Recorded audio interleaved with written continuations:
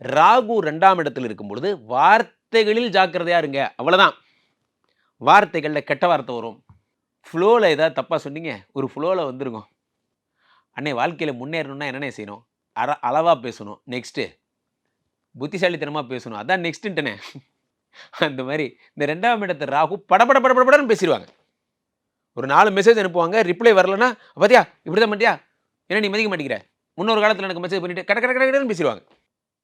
கடைசியா பார்த்தா என்ன ஆகும்னு பார்த்தீங்கன்னா, ஒண்ணுமே இல்லாத ஒரு பிரச்சனையா இருக்கும். இவன் சண்டை போட்டதுனாலே அந்த உறவு பிரிஞ்சிரும். கொஞ்ச நேரம் கம்முனு இருந்தான்னா அந்த பிரச்சனை வந்திருக்காது. 2ஆம் இடத்து ராகு வேகத்தை தருவார். பேச்ச மட்டும் ஜாக்கிரதையா பார்த்துக்கோங்க. இந்த சிங்கம் கதையைப் போல, உங்கள் பலத்தை நீங்கள் உணருங்கள். நீங்க உண்மையிலேயே பெரிய சிங்கம். யாருக்காகவும் உங்கள் பலத்தை உடைத்துக் கொள்ளாதீர்கள்.